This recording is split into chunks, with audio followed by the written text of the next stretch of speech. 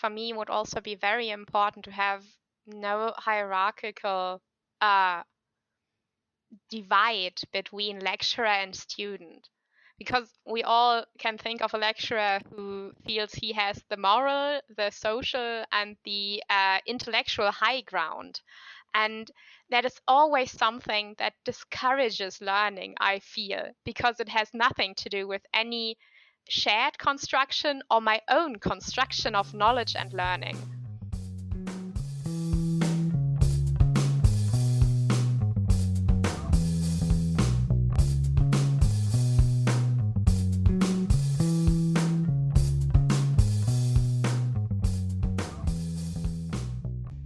Welcome to the Unconditional Teaching podcast. Unconditional Teaching is a project by Katharina Pietsch, Tilsi Bura, and myself, Jessica Koch. In this two-part episode, Katharina Till and I talked to Sophie Gigl and Benjamin Stuhr, two students at Bielefeld University, about how they experienced the socially distanced learning environment and online teaching during the global pandemic. So I have a bazillion questions noted down, but I think the most pressing right now, because you've both talked a lot about what weighs you down at the moment and what poses additional challenges for you, organizing yourselves, certain didactic methods, certain approaches that don't work. Is there anything that you think lecturers or teachers in general can do right now to assist students of any age and any knowledge level, really, to have the most socially rewarding teaching and learning experience right now? Is there anything in your experience that was maybe best practice examples, something that you've seen teachers or other students do in class that really helped you to get at least a bit more comfortable with the situation and feel like, okay, I'm taking something academically worthwhile with me from this class? So is there anything that comes to your mind? I mean, what you guys are doing is acknowledging the students, just like saying we're all in the same boat and sharing your own experiences with struggling with the situation. I feel that that's the best way to help the students deal with that thing, because then they realize we are all just human beings and the situation is shit for all of us. I entirely agree. I think communication and acknowledgement is something that is missing sometimes in lecturers and teachers. And I feel like some kind of collective reflection in the course, lectures are hard, but they are usually asynchronous anyway, but in seminars, that you at some point in the beginning, ideally, mention and transparently talk about that you try to figure out what your students need and what you need and where we can meet this. So I feel like offering alternatives is something I found very rewarding, I guess. That I knew that I didn't need to do the max stuff, but that there were alternatives, that I didn't need to attend maybe every video conference, and that I could hand in something that I did on my own. Or on the other hand, that there was some kind of modulary teaching. In the didactics department, there was something that was done that we had like every 2 or 3 weeks a video conference, and in between there was one obligatory module we were to work with, basically, and then there was stuff we could do additionally. There was definitely manageable in the time, but whenever I felt I was overwhelmed with all the other stuff that was going on, or I've already encountered the topic, that I didn't feel pressured to do that additional work, just so I was able to not sit there and say nothing. So I enjoyed this kind of mix between those things. And something I enjoyed, as weird as it sounds, I'm actually someone that enjoys freedom a lot in seminars, and I don't really like doing step-by-step stuff very strictly. I enjoyed structure a lot in the seminars. When there wasn't a lot of, okay, now talk. Because in this kind of video conference setting, when some have their screen on, some don't, nobody wants to turn their microphone on because there are background noises, me turning papers or, tipping on my keyboard.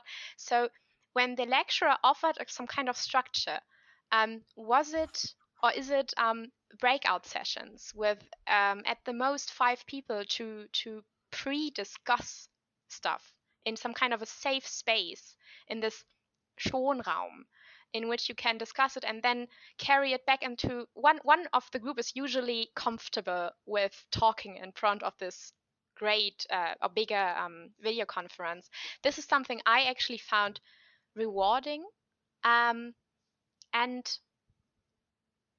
yeah, it kind of gave me some sense of security and certainty that I knew what was going to happen and that I knew when I raised my hand, not in the screen, but on this little button, that I was going to be able to say something, and I didn't need to talk over someone to get my turn to talk.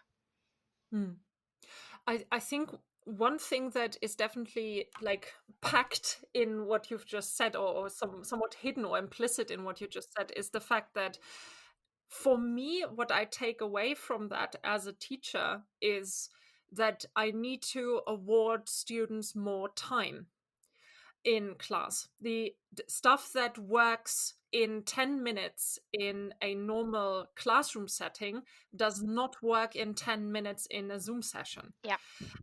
For technical difficulties, for the very fact that we are talking screen to screen, for the fact that the communicative situation is different because you usually don't have a warm up like this, what Till described, this sitting together talking, hey, how you doing? Nice to see you again. Did you do the homework? These kinds of things. There was no warm up, no social warm up to the situation. Right now it's, hi, we're on. And if students are lucky, then they have a lecturer there who asks, how are you guys doing? Do you have coffee? Are you good right now? And sort of tries to provide additional warm up if students are willing to engage in that. So I think as teachers, we must not fall into the trap of thinking that knowledge production and this old-fashioned idea of knowledge transmission works in this setting the way it used to work in the classroom. That's just not true. It's not the same thing just online. It's just different. Are there any things that you've learned about yourself in the past, like last semester and this semester, about the way you learn and what you need in terms of a good learning experience? Anything that you didn't know about yourself maybe beforehand, or something that you knew but that has sort of fossilized itself right now for you? Well, yes. I think I've I've written Till an email in which I said I had a small revelation about myself quite on the end of the summer term, actually, in which I said I learned about myself that I'm a social learner, which is probably something that is not really surprising if someone knows me. But in this moment, I've thought about why my plan I've had for every week didn't work out. And I was really wondering, because I've already mentioned I'm an organized person and mostly actually quite disciplined when it comes to doing stuff for university, at least when it comes to seminars and stuff. And I was wondering throughout the whole term why my week plans didn't work out. And I've then noticed that I've already mentioned that as well, that video conferences are draining me. And that was not because there's a screen in front of me, but because I wasn't able to communicate about the knowledge that I've acquired in this kind of free way that is usually provided in seminars. This kind of moment in which at the end of a seminar we talk about the theory that we've encountered, or about the like I said, novel we've read together and then made sense of. And this is something that kind of fossilized itself, that this isn't taking a lot of energy from me sitting in a seminar room and talking and thinking. And we all know that thinking is so exhausting sometimes, but in this kind of seminar setting it wasn't as exhausting as I felt this physically during this video conference time, in which I was suddenly not able to do that. And no, sadly, no video conference can replace this, being in person and having this context. And this is something I've found out, and that actually frustrates me a bit with a view into the future, because at least one term is or the next term is going to be digital as well, and it's the last few of my terms at university. And it sucks to know that this most of these terms will be digitally as well, and I won't have the experience that I enjoy about university so much.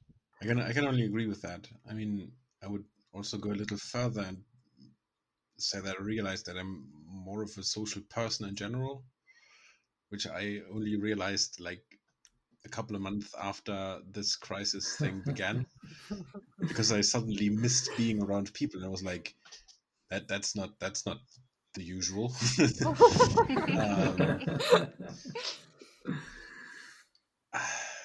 And I realized again and again how much I hate group work. It's everything with more than two people and me is, in my opinion, too much.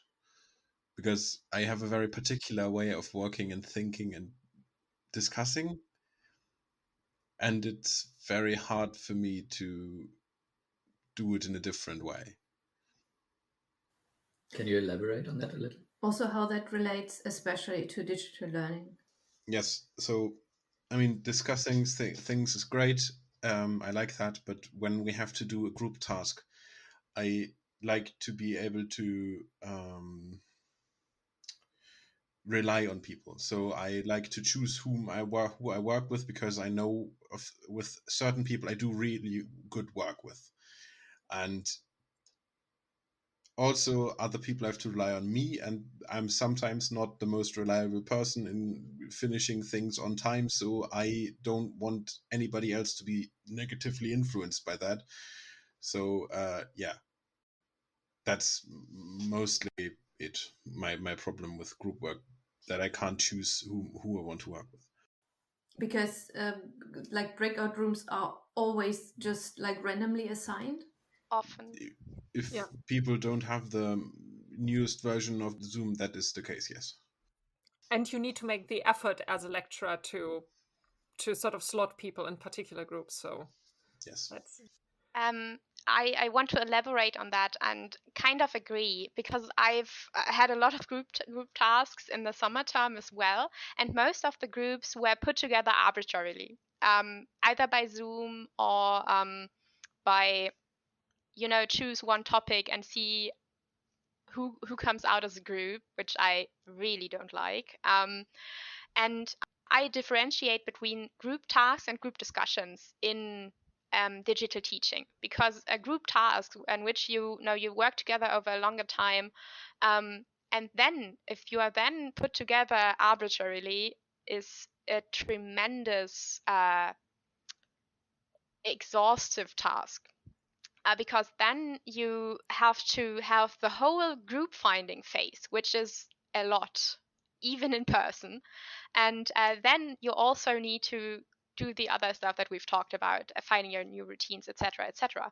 But I think group discussions are something I've enjoyed, even with arbitrary groups. When you've got like 10 minutes, here's something discussed.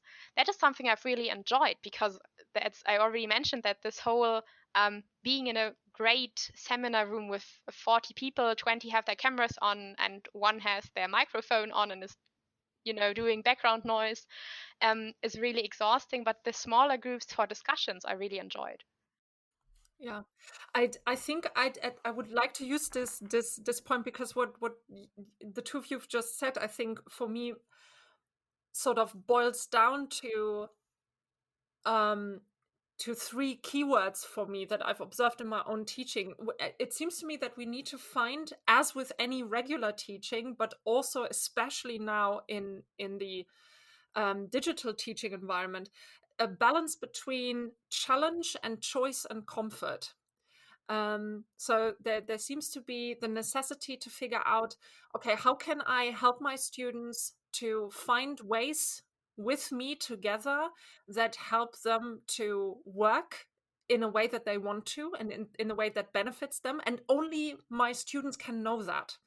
I don't know how individual students work best. I can only figure this out with them together in sort of communicating with them. So I have to give them choices in that regard.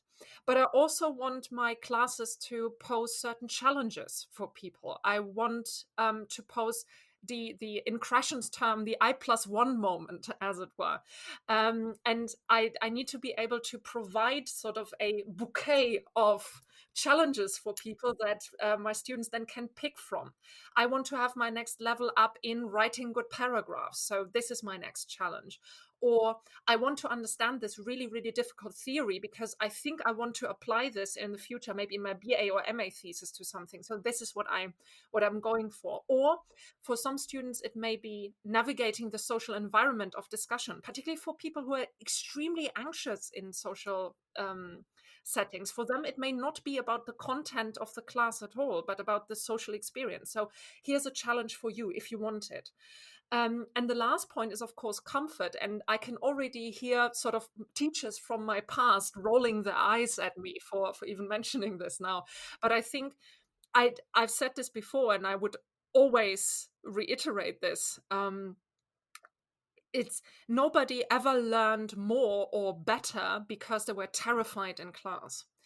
But people learn best when I think when they feel secure. When they're being posed with a challenge that doesn't threaten their very existence or their mental well-being.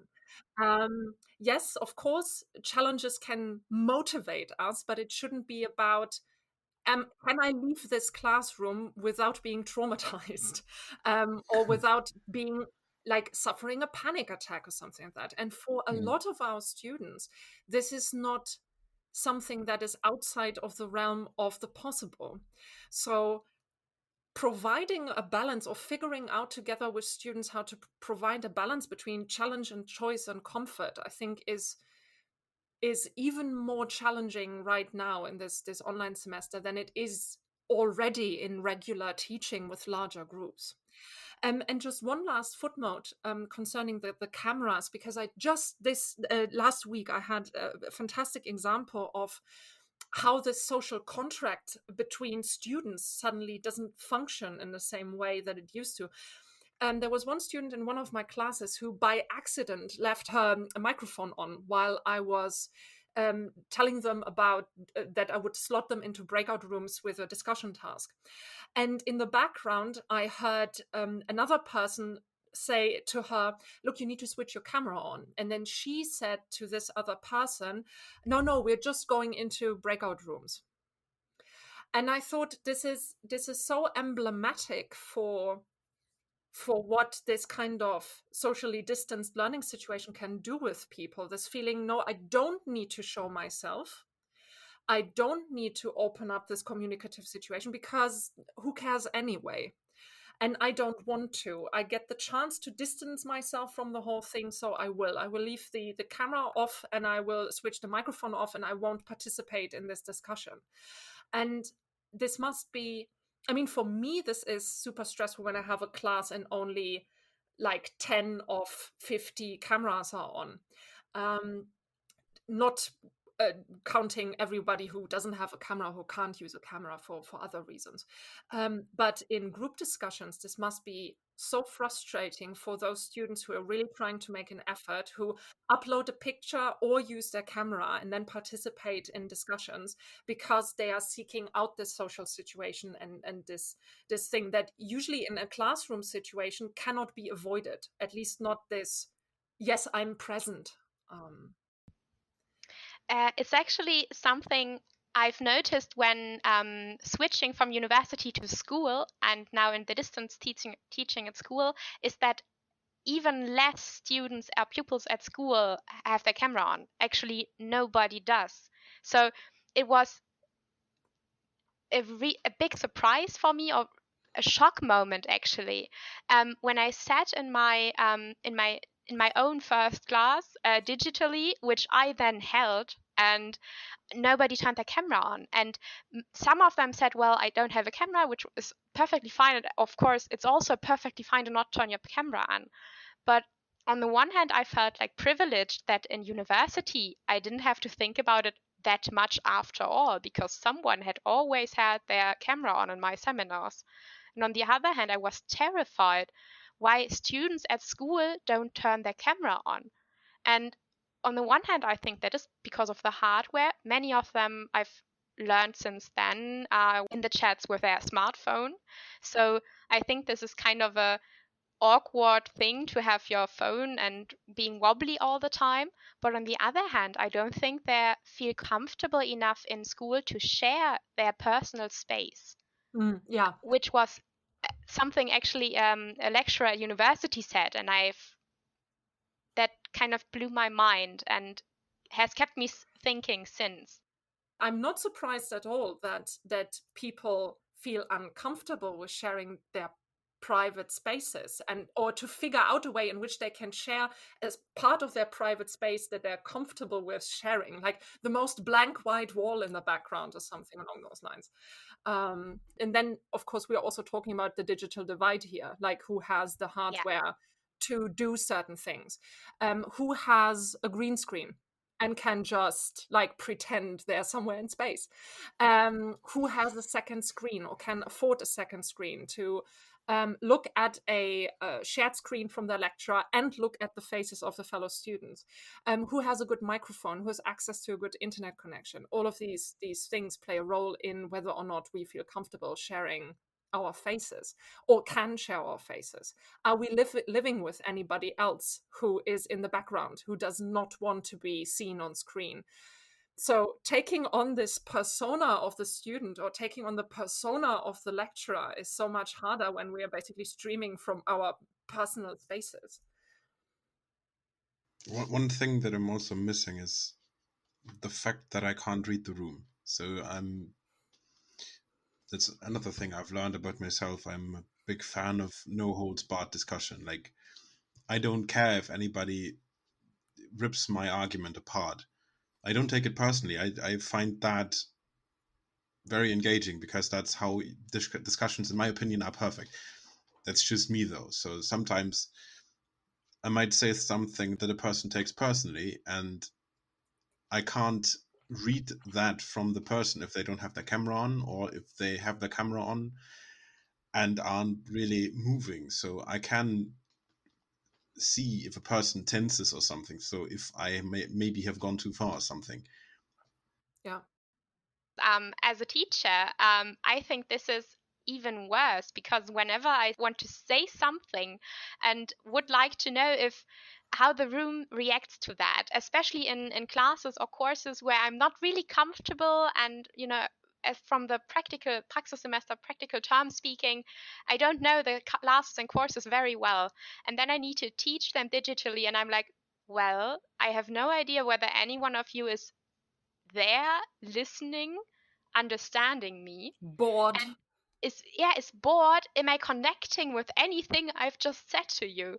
It's frustrating, and even worse, I think, than in a normal discussion where you can at least say, okay, it's silence, obviously that didn't work. And in class you don't know why the other one is silent. Yeah. Or the With the nodding. 20, 30 other ones. Yeah, not even nodding. And this is, oh boy, that was really frustrating in every lesson. And I've tried to work with those, hands up, thumb up things with the reactions that you can show.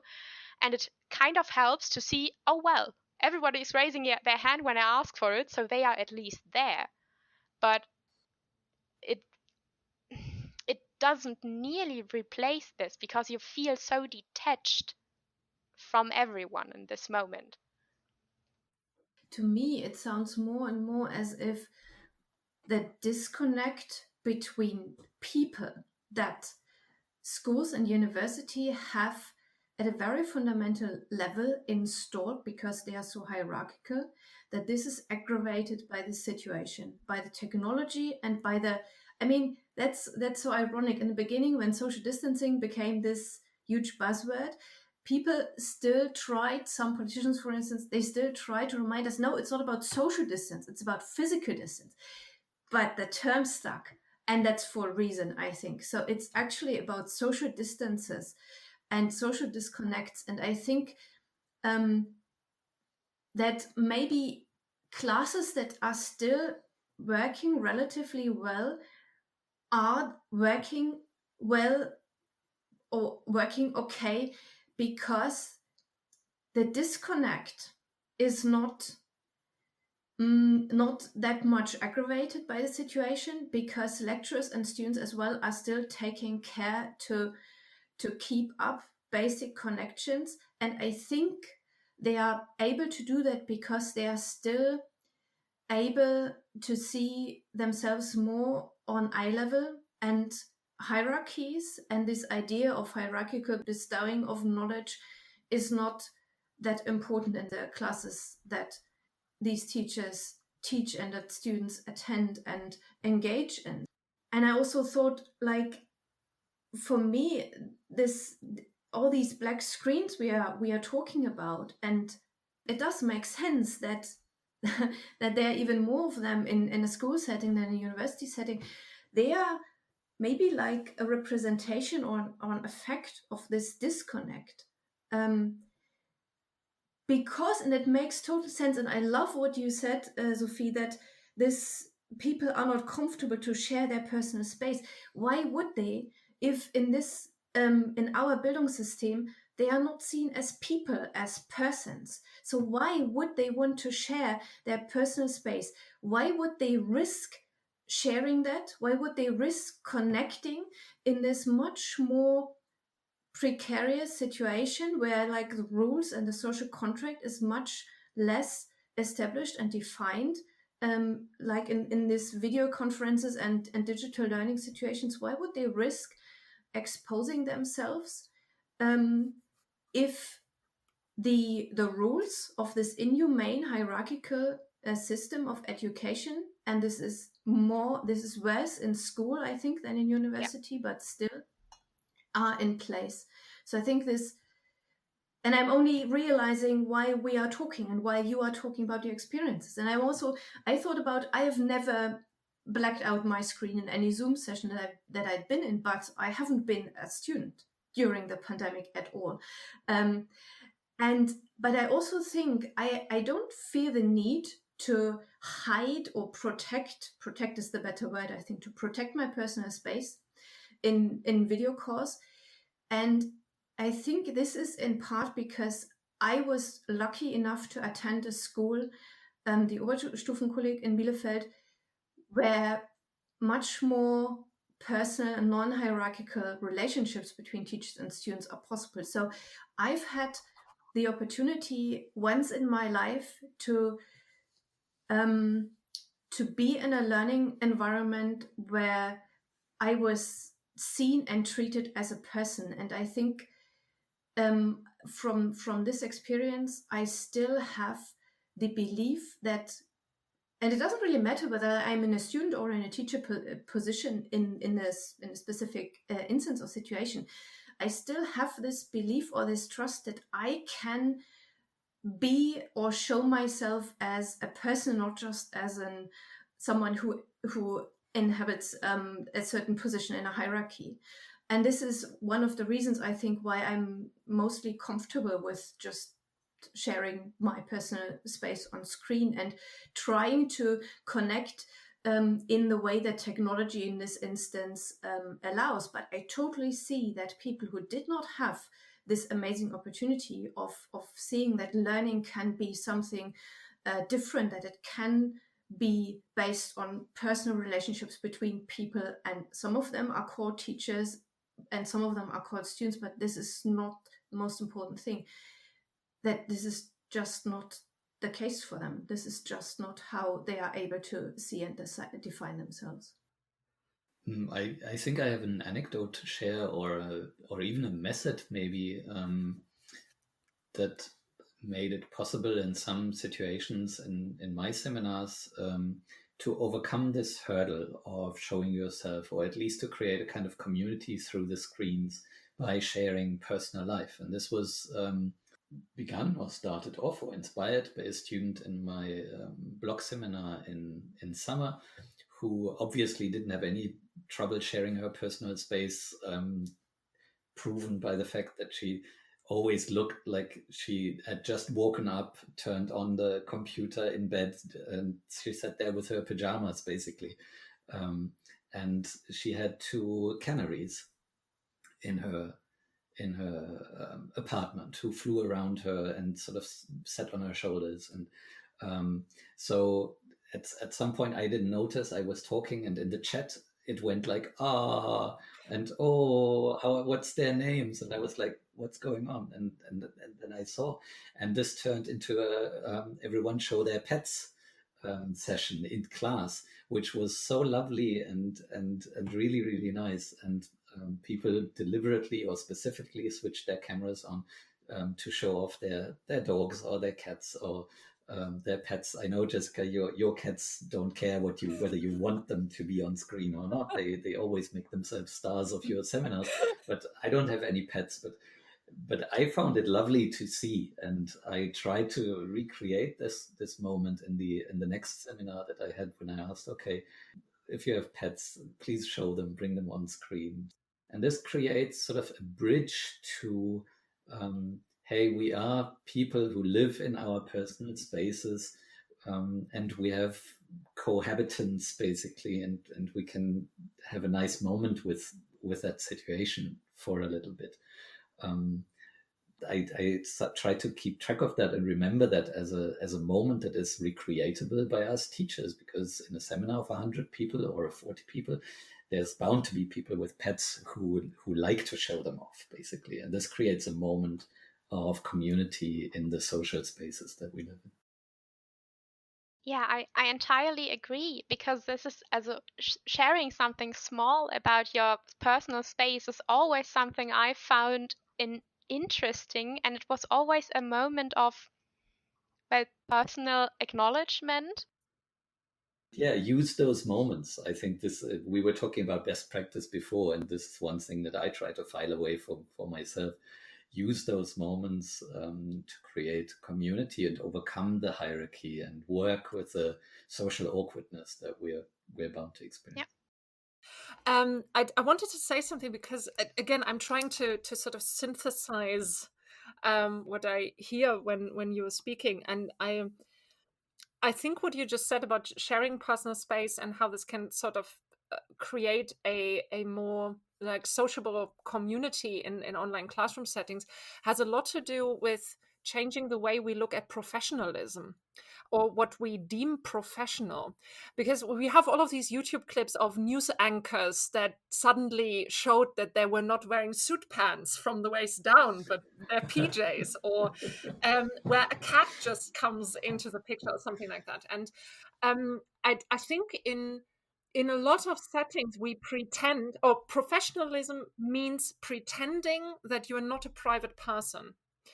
And I think this is always a damaging kind of concept.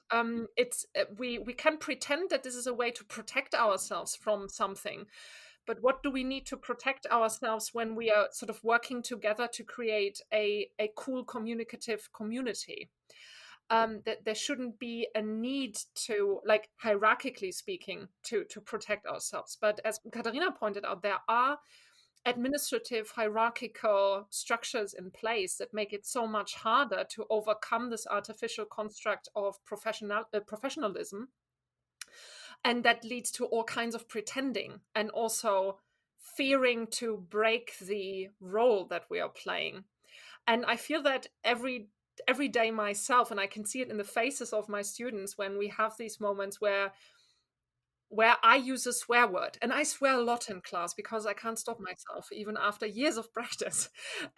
Or when students of mine, when there is a student who suddenly shuts their camera off and then sends me a private message and says, "Hi, I just need to breastfeed my newborn," or so, "I'm so sorry that I had to leave the room right now." Well, yeah, of course. So something that would in any other setting be considered as some sort of a breach of professionalism, I think right now it gives us this digital learning environment, can give us the opportunity to do away with this old idea of professionalism and rather see people in the private spaces where there are private people, and also students, teachers in a student-teacher relationship. I feel like this is something that is the essence of what we're talking about. That relationship and communication is something we need to focus on as students and as lecturers, teachers, to be everything that basically has to do with the education in this sense. That we need to an open communication on the one hand, and on the other hand, not only a working relationship in a sense of work, but a working as in healthy relationship with our lecturers on the one hand and students on the other. Because I feel this is what all our contributions revolved around, or a lot of them at least. And something that as a teacher to be is something I give a lot of thought to. Because how do I present myself to students so that they kind of take me seriously as someone who is small and doesn't take much physical room in a room? This is something I've thought about a lot, and I've noticed that, of course, it is important to kind of be consequential and stay true to when I say I do something. But on the other hand, I feel like as a student myself and also as a teacher, it's important to share some personal stuff. And this is on what we build relationships. If it's shared hobbies, or I don't know, me admitting that behind me this isn't books but video games. It isn't professional at all, because this is something I hear. Oh, your background's so professional. I'm like, no, this is all role playing stuff, and this is all video games. And it's sharing this is something that is so important in this moment, to say, no, this isn't professional at all. And of course I am a professional as your teacher, but I'm also a person who looks at Stiftung Warentest and thinks this is awesome and feels like a Spießer because of that. But this is also and this is something I've connected with my students. And those courses or classes in which I shared something like that, this is where I feel a connection and a relationship that isn't only I am the kind of Praxissemester student that is kind of here, but I'm there as a person and as a professional. And this is very, very meaningful in this moment for me, and I think for the students as well. I actually have a question. It's one of the last questions that I personally have on my list that I was like dying to ask you. What strategies have you developed over in the last semester and this semester in this digital environment to make this maybe not just bearable for you, but also like turn this into something that can be considered successful in your own book? Like, are there any hands-on things that you can share with our audiences and with the three of us that have helped you, that are new in your repertoire, as it were? Well, for me, it's going outside actually. And I'm quite the couch potato, to be honest. Like, really, really, I've spent a lot of time at home and I'm really comfortable in my home. But leaving my desk and my flat behind to be outside, that could be 10 to 20 minutes on the balcony, or 10 to 20 minutes going through the neighborhood, is something I find relieving, and it has helped me so much to clear my head after a video conference when I'm feeling exhausted and drained and kind of discontent with the experience, often, not always, of course. And it helps me so much to just be outside and usually I also listen to music actually. So I'm not really sure whether it's being outside and or listening to music, but that is something I could share, and not only in the afternoon, but when you have like a 30-minute break between sessions, just when however you can, shortly being outside was something that helped me immensely. I could envision that this has also something to do with the switch of scenery, because usually you would go from one classroom to the other, Yeah. basically physically signaling that you're going from one communicative situation into another communicative situation, Yeah. which I would imagine sort of readies our brains for like does a sweep essentially. And while we may still think about what has happened in the other class, we become aware of the social situation changing. I fully agree to that. It's something I'm missing a lot, to just walk between classes, even just for a short moment, to be alone and think, well, okay, what's next, right? And something that has worked as well for me is some kind of reality escape, whether it be role playing in Dungeons and Dragons, or playing video games. Just encountering good stories is something that has helped me a lot. Reading good books, just compelling stories. I can only agree with that. I mean, especially the pen and paper thing helps a lot, because okay, I'm lucky in that part, because Me I'm too. living with the people who I'm playing with. So and okay, the boyfriend of one of my flatmates also is here quite regularly as the one person that we are allowed to meet at the moment. And so I'm lucky to have 3 other people who I'm playing with on a sort of regular basis in person. That's great. Yes, indeed. Um, I'm just now realizing, I realized 5 minutes ago that we are like 5 pen and paper role-playing enthusiasts sitting here in this podcast. It's quite amazing. Like all gamers, all pen and paper enthusiasts. It's like fate. Indeed. I think it's really amazing how often we have come back during this conversation to like the physical or material conditions of learning, and also the social conditions, and how important they are. Like this just changing classrooms, and how important this is to get you in a different mindset for the next class and the next topic. And the class is always also a social situation. So how important actually physical and material conditions of learning are, and how different they are, and that no one that I know of at least really acknowledges this at the moment and takes it into account, I think is appalling, but it is also very interesting to talk about this. And I would like to come back to one thing that Sophie said quite in the beginning that I found really amazing, and I would like to have this be my last question for today. You said that what you are missing in most of the digital formats is this shared construction of knowledge, that it's much harder to get this. And I think this is what learning is all about, actually. Learning has to do with the physical material conditions. It has to do with the social conditions. It has to do with community and identity and embodiment. And it has to do with shared construction of knowledge so much.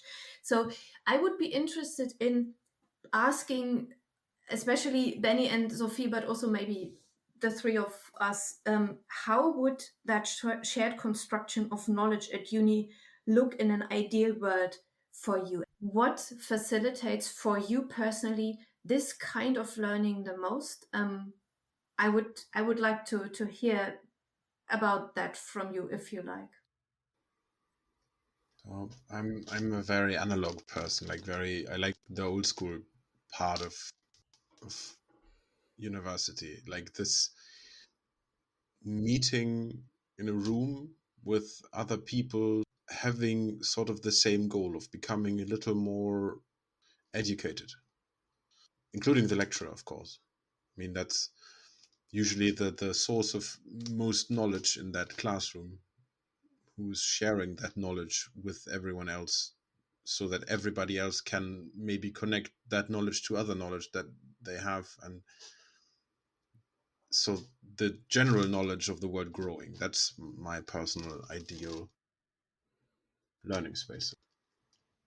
I would elaborate on that because I agree that I think meeting is something as like ideally in person for me would be to having people that have a shared interest in gaining something new. That can be a theory, that can be I don't know, zombie movies, anything that is a shared interest and that can have something to do with university. And if we need to have subjects, ideally a subject, but um, ideally I think it would be to have a shared interest, a shared discussion about that, in which everyone can include and contribute with their own previous knowledge. And so I think I agree that a lecturer is something really beneficial, someone who has a bit more experience, maybe that can kind of lay a foundation for that. But everything else comes together, like previous knowledge, previous experience that is connected in a discussion. And I think that is for me an ideal learning situation. And the role of a lecturer in that would be to kind of take the essence of this and try to make it a bit more accessible by means of visualization or something. And yeah, and maybe to connect this a bit. Maybe I would like to add to that because I feel that I would combine Benjamin's and Sophie's visions and sort of add from the teacher perspective to that I would, in an ideal environment, my students would feel free enough to tell me without reservation about what they need, and feel that it is okay to do that, to let me know, hey, we need you today to talk a lot. I mean, in spite of me being very much in love with talking, I think the best session from my perspective is always a session where I talk the least and my students talk the most. But I'm also aware from my own student experiences that it can be so cool to listen to lecturers talk for 90 minutes when you have a cool lecturer. So I would like my students to feel, or in an ideal world, in an ideal teaching situation, my students would feel always the freedom to say what they need, even if that means to bust my plans sometimes for a session. And I also would like to say that I think an ideal learning environment and teaching environment that benefits everybody, in any normal circumstances, but especially in digital learning, has to do with more time. I find that this may be the most precious commodity that we have at the moment. How much time can we spend on what? And I oftentimes feel that at university we have a bit more freedom, but in school in particular, with the curriculums that are very, very strict in a sense, and very, like, at this stage a student has to have understood this because in the next unit we are going to do this, and then there's going to be a test about this, and if they fail that, okay, and then we are in this spiral of more cramped into very little time, and it simply doesn't account for the realities of learning and for the things that can go wrong and do go wrong. So I think these are the two things: to help each other find freedom in these learning experiences and teaching experiences on both sides, as it were, and an increased awareness of the importance of time in practices of learning and teaching. But it also means, and this is where we started out, I think, that especially in asynchronous settings where your acquired knowledge, the things you've read, the video lectures that you've watched, that you can't go anywhere with that. You can't reconnect to your lecturer or to your fellow students, is the worst of all worlds, right? Because then it's that knowledge. It's not something that you make alive or keep alive by having it count for something or acquire meaning in a social situation where you share it with someone else and where you like get the opportunity to communicate about it with either the experts, the lecturers, or with others in a community situation that says this is a place of learning where we have a common goal of learning and acquiring knowledge and share knowledge, right? Something I would like to add, because I've talked here a bit about the role of a lecturer. I think for me would also be very important to have no hierarchical divide between lecturer and student, because we all can think of a lecturer who feels he has the moral, the social, and the intellectual high ground. And that is always something that discourages learning, I feel, because it has nothing to do with any shared construction or my own construction of knowledge and learning. Yeah.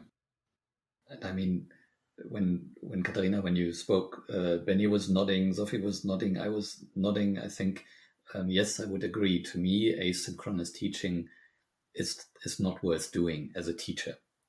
I do believe that this can be done well and this can be profitable, but for me too, this is not part of the ideal world of teaching and learning.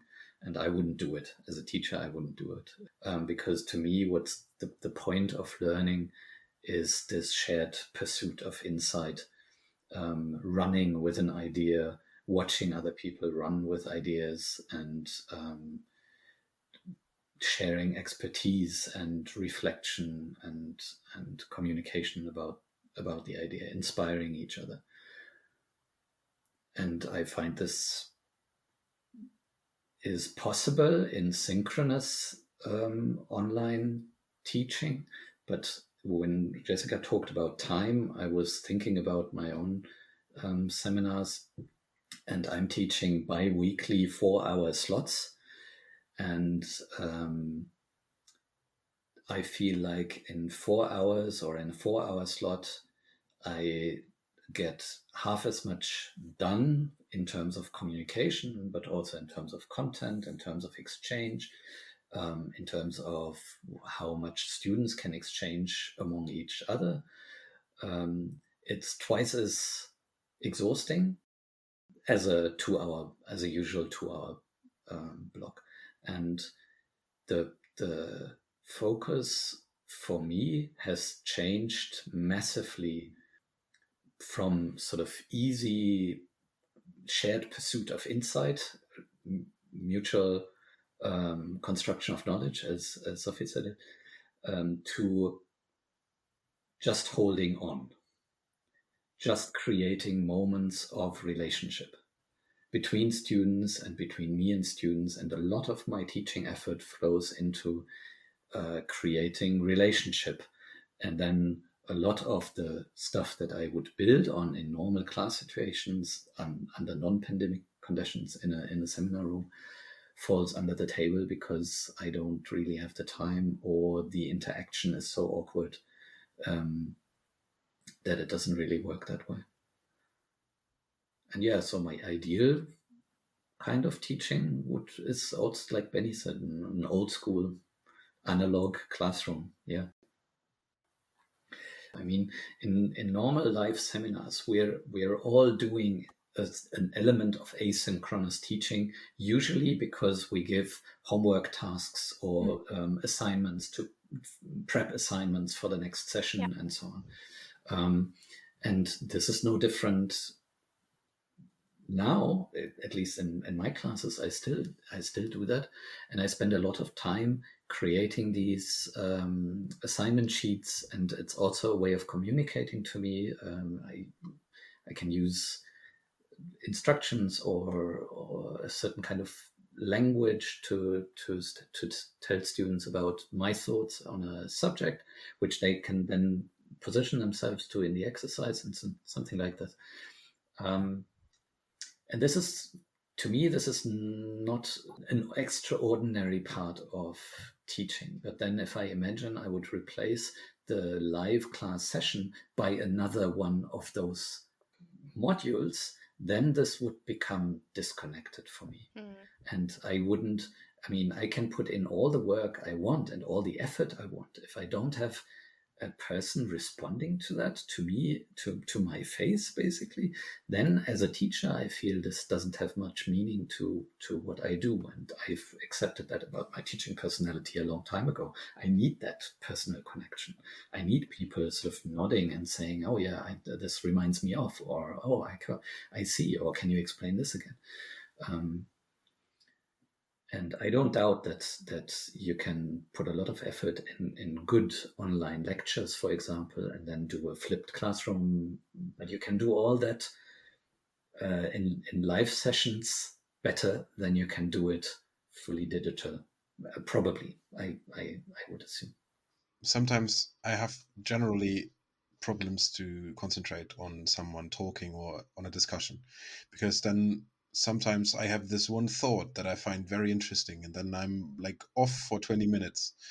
And usually in when we are sitting in class, I usually don't have a problem with re-entering the discussion or like connecting to that again and understanding what people are talking about. But I need that thinking time for myself. That I find really hard in the digital age, is in this digital format too, because I find it, even if I'm able to concentrate on that, I find it hard to concentrate on whatever everyone's talking about. And I mean, there's those moments of where I suddenly understand something and the teacher or the lecturer sees that in the I mean, I remember a certain moment in the Feminism 101 class where it made click and I finally understand what Judith Butler meant with anything she wrote. And I was like, this is that's the moment when I finally understood how my feminist personal view works. And being acknowledged by like you saying, oh, I see something is working in your head right now. And verbalize I remember that. Yeah. Exactly, and that you made me verbalize that helped a lot. And I mean, it's very hard for you guys to see that, because there are 40 tiles, sometimes not even with a camera on, and even then it's sometimes very hard to read a face through a camera. I think we should wrap up, and I would like you guys essentially to have the last word. And anything that you take away from like, this situation is going to be over at one point, we hope, at least, fingers crossed. Is there anything that you take away from this situation right now that you think is going to help you going forward, or that is going to or that has changed your mind about certain things in any regard, that you want to take with you from this digital teaching experience or this digital learning experience? I think for me, what I will take away for my academic career, or for anything I want to achieve in the future, would actually be to not always have that high expectations on myself, or on the other or more like that it's okay to not meet them all the time, because this whole situation with my plans not working out, my weekly organized plans that I try to cling to usually to make sense of a lot of things, of course haven't lost their meaning to me, but they don't need to be followed that strictly sometimes, I think. And to embrace these days where my body or head tells me to take days off, to embrace them and actually say, well, okay, body, well, if you say so, then I guess we will hang out on the couch today and play video games. Good for you. This is so Good for you. awesome. This is awesome. So for me, it's quite the opposite, as I'm more of a chaotic person. I like doing things when I feel like it, and however I feel like it. I do take liberties with finishing certain tasks, just because I'm like, no, I don't like being constricted by what anybody else thinks I should do. And I'm usually not a fan of routines. So, but in times like these where everything is chaos anyways, routine might not be that bad. So, just for unusual times, I might take for myself that I should sort of establish a routine that I can go back to if shit hits the fan. And if not, I can just go on my old chaotic, sort of dysfunctional way. Seriously, guys, if people, like those people out there who are listening to this and don't know us and the way we do podcasts, they will think this is scripted. This was absolutely fantastic. Thank you so Thank much. you so Yeah. much. This was an absolute delight talking with you about your experiences. And I think I speak for all of us when I say that I wish you, or we wish you, all the best going forward in the next few months, and that you hopefully get through this pandemic safe and sound and healthy. Absolutely.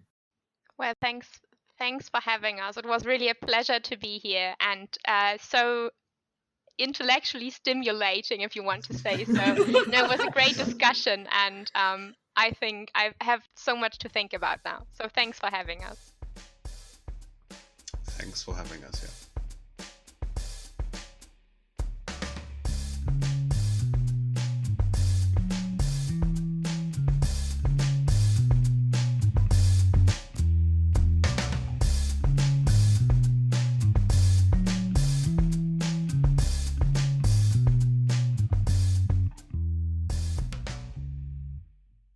Thanks for listening. Unconditional Teaching is a project by Katharina Pietsch, Tilsi Bura, and myself, Jessica Koch. Music by Lily Olason. If you want to know more about our project, head over to unconditional-teaching.com. Do you like our content and would like to engage with us? Check out our comment sections or contact us via team@unconditional-teaching.com.